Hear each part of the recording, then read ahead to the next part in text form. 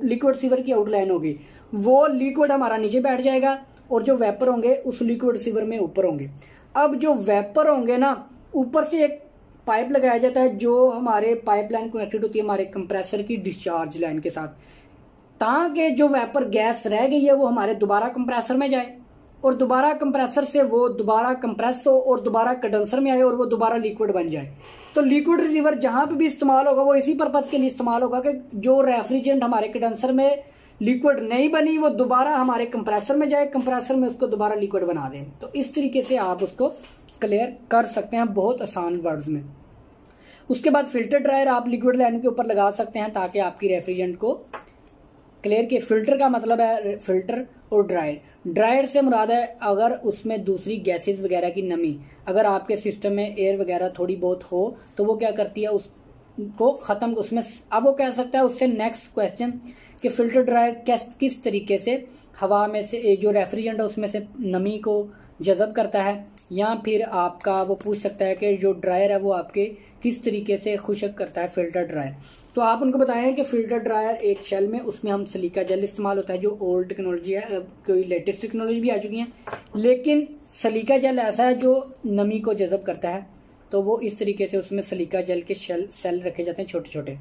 Expansion valve, expansion valve का क्या काम होता है जो आपने उसको ड्राइंग में बना के दिखाया होगा, वो क्या आप उनको बताएं। एक्सपेंशन वाल बेसिकली आपका जो प्रेशर है लिक्विड है उसको प्रेशर खत्म करने के लिए हम किसी भी जगह पे एक्सपेंशन वाल का काम है कि वो हमारे प्रेशर को एक्सपेंड कर देता है। एक्सपेंशन वाल बेसिकली नाम से ही जैसे कि किसी चीज को एक्सपेंड कर रहा है।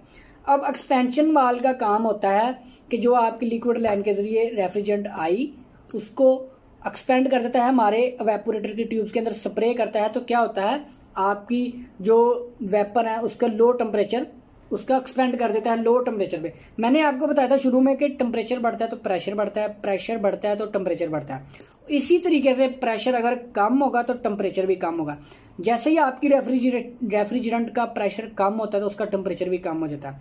अब जब उसको ये बताएंगे कि टेम्परेचर कम हो जाता है तो वो कहेगा रेफ्रिजरेंट का टेम्परेचर कितना हो जाता है जब आपका एक्सपेंशन वाल्व स्प्रे करता है। तो आप उनको बताएं 5 से 6 सेंटीग्रेड आपकी रेफ्रिजरेंट ठंडी हो जाती है, इतना उसका लो टेम्परेचर होता है जो आपके एवेपोरेटर के अंदर स्प्रे हो रही होती है। ठीक है, तो वो आपके जवाब से सेटिस्फाई हो जाएगा। अब उससे वो नेक्स्ट क्वेश्चन कहेगा कि एवेपोरेटर क्या होता है, क्योंकि ये एक्सपेंशन वाल्व स्प्रे करता है आपके एवेपोरेटर के अंदर। अब एवेपोरेटर क्या होता है आप उनको बताएं एक ऐसी डिवाइस जो हीट एक्सचेंज करती है लेकिन साथ साथ आपकी रेफ्रिजरेंट की फॉर्म भी चेंज करती है, गैसेस की फॉर्म भी चेंज करती है। एवेपोरेटर का नाम जहां पे भी आएगा वहां पे आपके जहन में होना चाहिए हीट एक्सचेंज हो रही है लेकिन उसके साथ साथ उस गैस की फॉर्म भी चेंज हो रही है। अब एवेपोरेटर जहां पे भी आपके जहन में आएगा वहां पे आपके जहन में जाना चाहिए कि जो गैस पीछे से आ रही है वो लिक्विड है और वो वेपर में कन्वर्ट हो रही होगी। एवेपोरेटर जहां पे भी किसी भी जगह पे आपको नाम आए एवेपोरेटर तो आपके जहन में आना चाहिए कि पीछे से हमारी लिक्विड आ रहा है और वो यहाँ पे आके वो गैस बन रही है, यानी कि हीट एक्सचेंज होगी तो वहां पे आपकी गैस बनेगी। तो वो आपके जवाब से एवेपोरेटर की डेफिनेशन उसके जहन में क्लियर हो जाएगी। फिर उसके बाद उसका नेक्स्ट क्वेश्चन हो सकता है कि एवेपोरेटर की टाइप्स कितनी होती हैं। तो आप उनको बताएं जो एवेपोरेटर्स की टाइप कौन कौन सी हो सकती हैं। आप उनको बता दें सबसे पहले आप उनको बताएं एवेपोरेटर इसमें एयर कोल्ड यानी कि, उसके बाद आपके वाटर कोल्ड एवेपोरेटर हो सकते हैं, उसके अलावा इसमें फोर्स कन्वेंशनल जैसे मैंने आपको बताया था वो हो सकते हैं, उसके बाद प्लेट टाइप एवेपोरेटर हो सकते हैं। अब दोस्तों प्लेट टाइप एवेपोरेटर और उसमें प्लेट टाइप एवेपोरेटर और प्लेट टाइप हीट एक्सचेंजर में वो फर्क आपसे पूछ सकता है। अब प्लेट टाइप एवेपोरेटर आपके सामने होनी चाहिए, एग्जांपल आपको पता होना चाहिए किनको कहते हैं प्लेट टाइप एवेपोरेटर, जो आपके फ्रीजर में होते हैं, फ्रिज में होते हैं। फ्रिज में इट्स मीन के आपके फ्रीजर वाले शेल में, ऊपर वाले शेल में और नीचे वाले शेल में वो प्लेट टाइप एवेपोरेटर होते हैं। जो प्लेट टाइप हीट एक्सचेंजर होते हैं ना वो प्लेट्स आपस में जोड़ी जाती हैं और दो लिक्विड्स को गुजारा जाता है, वो हीट एक्सचेंजर होते हैं। ये एवेपोरेटर हैं, हीट ट्रांसफर हो रही साथ में गैस कन्वर्ट हो रही वेपर, लिक्विड कन्वर्ट हो रहा गैस में वेपर्स में। तो ये अपने जहन में heat plate type heat exchanger में और प्लेट टाइप एवेपोरेटर में डिफरेंस आपको पता होना चाहिए।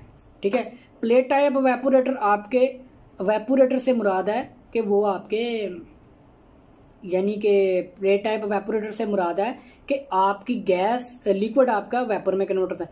प्लेट टाइप हीट एक्सचेंजर से मुराद है दो फ्लूइड आपस में आ रहे हैं, वो जस्ट आपकी प्लेटों वाले हीट एक्सचेंजर हैं और वो आपका फ्लूइड हीट ट्रांसफर करके गुजर रहा है, उनकी शेप चेंज नहीं हो रही।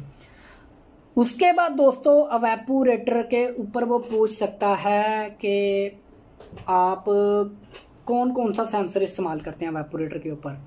ठीक है, आप उनको बताएं जो थर्मोस्टेट की बेलो होती है, सेंसर होता है, वो आप उसको क्या कहते हैं, वो हमारे एवेपोरेटर के ऊपर इस्तेमाल होता है, क्योंकि आपकी जो रिटर्न एयर आती है वो आपके रूम से वापस आ रही, वो आपके। उसके बाद एक सेंसर होता है जो आपके कंप्रेसर को कट आउट करवाता है, वो आपके एवेपोरेटर की कॉइल के ऊपर होता है।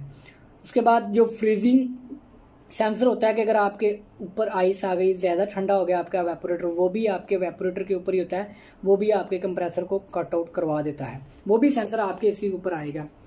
उसके बाद दोस्तों वो थर्मोस्टेट के बारे में पूछ सकता है कोई क्वेश्चन कि थर्मोस्टेट का क्या काम होता है, आप उनको बताएं। थर्मोस्टेट एक ऐसी डिवाइस है जो टेम्परेचर पूरा होने पे आपके कंप्रेसर को कट आउट करवा देती है। ठीक है, ओवरलोड जैसे फ्रिज में होता है वो भी आपका वो आपके हीटअप या ज़्यादा करंट आने पे आपके कंप्रेसर को ट्रिप करवा देती है, लेकिन जो थर्मोस्टेट है वो आपके टेम्परेचर पूरा होने के ऊपर आपके कंप्रेसर को ट्रिप करवाती है। अब दोस्तों इसके बाद आपसे वो पूछ सकता है, ये तो हो गया आपका सिंपल सक्शन लाइन। अब वो सक्शन लाइन के बारे में भी पूछ सकता है कि सक्शन लाइन कौन सी होती है, आप उनको बताएं। जो आपके एवेपोरेटर की आउटर लाइन है वो हमारे सक्शन लाइन है। तो दोस्तों वीडियो को मैं काफ़ी लंबा करता जा रहा हूँ। उसके बाद आता है गैस। आपसे वो गैसेज इस्तेमाल कौन सी एसीज में, आप उनको बताते हैं R22 410। उसके अलावा इसमें A34 गैस हमारे फ्रिजों में इस्तेमाल होती है, A34A sorry R refrigerant R134A, ये आपके फ्रिज वगैरह में इस्तेमाल होती है। तो ये चिलर्स में बड़े पैमाने पे R34A वो भी यूज़ हो सकती है। उसमें दोस्तों उससे जो आगे चलता है वो आपसे पूछ सकता, तो दोस्तों उससे जो नेक्स्ट स्टेप है वो आपसे पूछ सकता है कि हम सिस्टम में जो वैक्यूम इस्तेमाल हम करते हैं ये HVAC सिस्टम में, वो क्यों करते हैं, वैक्यूम क्यों करते हैं। तो आप उनको बताएं सिस्टम में अगर हम वैक्यूम के बगैर गैस वगैरह चार्ज कर देंगे तो उसमें एयर होगी, और एयर में नमी होती है जो कि हमारी AC की परफॉर्मेंस को कम करती है। उसके बाद दोस्तों वो आपसे BTU पूछ सकता है कि एक टन में कितने BTU हैं, या BTU की फुल फॉर्म पूछ सकता है, आप उसको बताए ब्रिटिश थर्मल यूनिट। उसके अलावा एक टन में जो हमारे 12,000 BTU टन होते हैं वो आपसे पूछ सकता है कि उसके अलावा कि भाई वैक्यूम को किस तरीके से आप सेल्फ वैक्यूम किस तरीके से कर सकते हैं। तो आप उनको बताएं कि सेल्फ वैक्यूम हम कंप्रेसर को स्टार्ट करके उसके डिस्चार्ज की जो इसमें इट्स मीन की जो एल्की है, लिक्विड की एल्की है, लिक्विड लाइन की एल्की है, उसको आप बंद कर दें। जो गैस होगी वो आपका कंप्रेसर चल रहा होगा, सक्शन लाइन से गैस सक्शन कर रहा होगा। मेन जो आपकी लाइन है, मोटी लाइन जो जिसको आप सक्शन लाइन कहते हैं, वहाँ से रेफ्रिजरेंट आएगी, वो आपके कंप्रेसर उसको कंप्रेस करेगा। कंप्रेसर जो रेफ्रिजरेंट होगी वो आपके कंडेंसर में स्टोर हो जाएगी। आफ्टर 30 to 50 सेकेंड आपको पता चल जाए, अगर आपकी ज़्यादा भी लेंथ लंबी है तो उस हिसाब से आप टाइमिंग सेट कर लें। जब आपके कंप्रेसर की आवाज़ थोड़ी सी चेंज हो जाए, इट्स मीन के जैसे पिस्टन बैठ जाता है उसका, तो आपको पता चल जाता है गैस इसमें पीछे सेक्शन बंद हो गई है। तो इस तरीके से आप उसकी गैस स्टोर कर सकते हैं। उसके बाद फिर आप एल्की को जल्दी से बंद कर दीजिए, जो आपकी एल्की होती है डिस्चार्ज की। तो सक्शन की भी एल्की आप बंद कर दें, पहले आप डिस्चार्ज की एल्की बंद करेंगे, फिर आप कंप्रेसर चलाएंगे, तमाम रेफ्रिजरेंट आपके कंडेंसर में स्टोर हो जाएगी। फिर आप उसकी सक्शन की लाइन को भी बंद करके फिर आप उनकी लाइनों को डिस्कनेक्ट कर सकते हैं। तो आपकी गैस आपके आउटडोर में स्टोर हो जाएगी।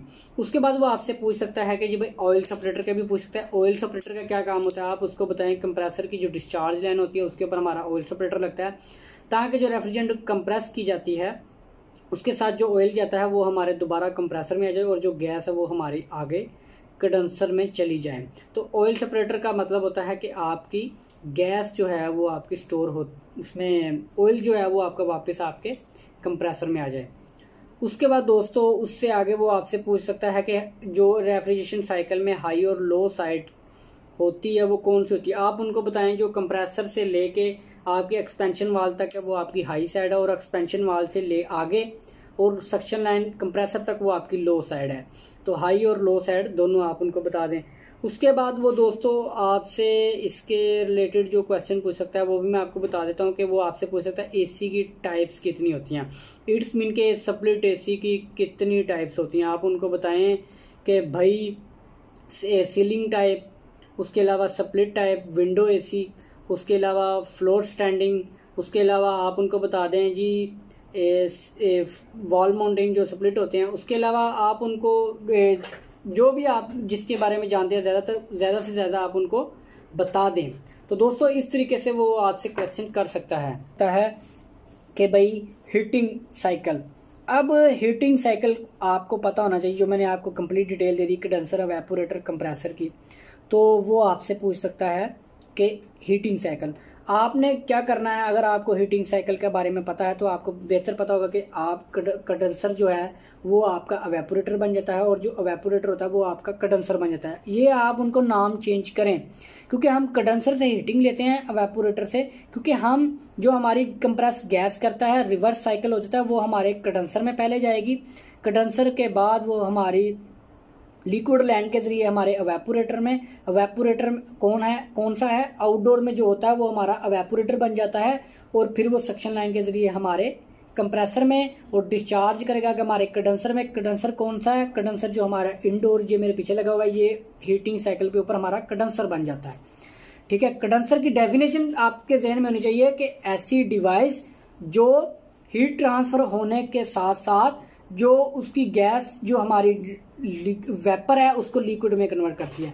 तो कंडेंसर का यही काम है कि वो हीट खारिज करता है, तो हीट जो होती है वो आपके रूम में आ जाती है, तो वो आपका रूम हीटअप हो जाता है। अब दोस्तों इससे आगे वो पूछ सकता है हीटिंग साइकिल भी मैंने बता दिया। रिवर्सिंग वाल के ऊपर आपसे उसकी ड्राइंग पूछ सकता है, उसके कनेक्शन पूछ सकता है। सोलिनॉइड वाल इसके ऊपर होता है जो आपके गैसेस के लाइन्स को चेंज करता है। चेंज ओवर वाल भी उसको बोलते हैं कि जैसे ही आपका रिवर्स साइकिल आता है तो एक लाइन आपकी कन्वर्ट हो जाती है जो आपकी रेफ्रिजरेंट के साइकिल को चेंज कर देती है। उसके बाद वो आपसे कैपेसिटर पूछ सकता है, कैपेसिटर कितनी टाइप के होते हैं, आप उनको बताएं। जो नॉर्मल एसीज में इस्तेमाल रनिंग कैपेसिटर, स्टार्टिंग कैपेसिटर और कंबाइंड कंप्रेसर। कंबाइंड कंप्रेसर से आप कैपेसिटर से 2 काम ले सकते हैं, यानी कि 2 टाइप के आप उनसे काम ले सकते हैं। उसके बाद वो सेंसर पूछ सकता है कि एसी में कितने टाइप के सेंसर होते हैं, आप उनको बचाएं। एचपी प्रेशर, लो प्रेशर, उसके बाद लो टेम्परेचर और हाई टेम्परेचर, ये सेंसर हम इसमें। उसके बाद आप उनको बता दें जी, इसके अलावा टूल्स वो पूछ सकता है कि एसी के जो मेन टूल्स हैं वो कौन कौन से हो सकते हैं, आप उनको मेन जो टूल्स हैं उनके वो बता सकते हैं। तो दोस्तों उसके बाद मैंने बताया था कि इसके ऊपर मैं जो कुछ क्वेश्चन करूंगा ये थ्योरी से काफ़ी क्वेश्चन हो चुके हैं, तो आई होप काफ़ी ज़्यादा आपको इन्फॉर्मेशन मिल गई होगी एसी से रिलेटेड। उसके बाद आप इससे पूछें प्रैक्टिकल। सेकंड नंबर पे प्रैक्टिकल मैं एंड पे रखता हूँ, उससे पहले इंस्टॉलेशन से रिलेटेड मैं आपको बता दूं कि इंस्टॉलेशन से रिलेटेड कौन से क्वेश्चन हो सकते हैं। वो आपसे पूछ सकता है एक प्रॉपर इंस्टॉलेशन के लिए आपको किन चीज़ों के साइज, आप उनको बताएं कि दीवार जो रूफ है या ऊपर कोई चीज़ है शेल्फ वगैरह, तो उससे आप कम से कम 6 से 7 इंच आप नीचे रखें, और जो दीवार का सेंटर है उसको कोशिश करें कि जो होल है वो आपके एसी के अंदर रहे, वो आपको नज़र ना आए, टक्टिंग की ज़रूरत ना पड़े। मिनिमम कोशिश ये करें कि उसमें जो आपका सुराख है वो आपका नज़र ना आए। उसके बाद आपसे वो पूछ सकता है जो इंस्टॉलेशन से रिलेटेड क्वेश्चन हो सकते हैं, उससे वो पूछ सकता है जो कॉपर पाइप है उनके साइज़ बताएं, कौन कौन से साइज़ कॉपर पाइप की इंस्टॉलेशन में हम इस्तेमाल कर सकते हैं। 1/4 हो सकता है, 3/4 हो सकता है, 5/8 हो सकता है, उसके अलावा 3/8 हो सकता है, 5/16 हो सकता है, 1/4 हो सकता है। ये तमाम पाइपों के साइज़ हैं जो आपको पता होने चाहिए एसी की इंस्टॉलेशन से रिलेटेड। उसके बाद जो रावल प्लग वगैरह बोल्ट वगैरह होते हैं उनके वो साइज़ पूछ सकता है, 3/8, 1/4, 1/2, ये आपके 5/16 ये रावल प्लग हैं, ये इनके साइज़ हो सकते हैं।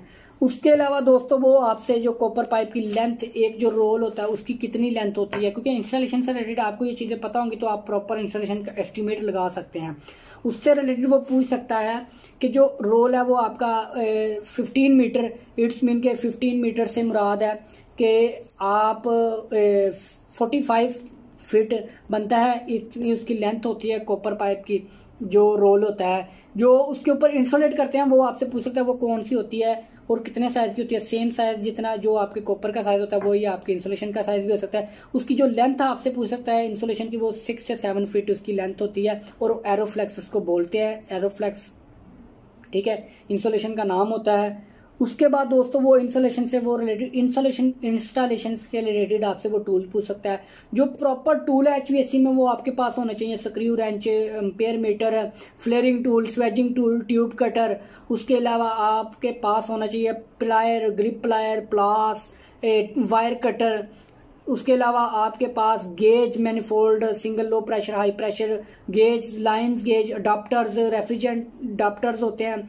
उसके अलावा इस तरह से आप उनको जितने भी बताते जाएंगे मैक्सिमम टूल, वो आपके पास उनको नाम बताएं। उसके बाद वो इंस्टॉलेशन से रिलेटेड वो टूल्स पूछ सकता है, वो कौन कौन से होते हैं आप उनको बताएं। इंस्टॉलेशन से रिलेटेड स्क्रू रेंच हैं, उसके बाद आपके पास एल्की सेट होना चाहिए, उसके बाद आपके पास लेवल मीटर होना चाहिए, उसके बाद मेयरिंग टेप होनी चाहिए, फिर उसके बाद ट्यूब कटर्स होने चाहिए, फ्लेयरिंग टूल होने चाहिए, स्वेजिंग टूल होने चाहिए। ये तमाम डिटेल आपके पास तैयार करके जाएं आप। मैंने बेसिकली आपको हिंट देना है कि इस तरीके से क्वेश्चन कर सकते हैं। अब दोस्तों बात कर लेते हैं कुछ प्रैक्टिकल से रिलेटेड। अब दोस्तों क्योंकि प्रैक्टिकल मैं आपको वीडियो पे बनाना शुरू कर दूंगा तो वो बहुत लंबी हो जाएगी, आप अपने ज़हन में रख लें कि प्रैक्टिकल क्वेश्चन कौन से हो सकते हैं। प्रैक्टिकल क्वेश्चन में वो आपको एक ओवरलोड दे सकता है, उसको चेक करें, ठीक है, ये खराब है कि सही है, या काम कर रही है कि नहीं कर रही। मैग्नेटिक कॉन्टेक्टर दे सकता है एसी का, जो आपके कंप्रेसर को उसके कनेक्शन आपको बता सकता है किस तरीके से इसके कनेक्शन करेंगे, जो आपकी कंट्रोल वायर है वो कहाँ पे आके लगेगी।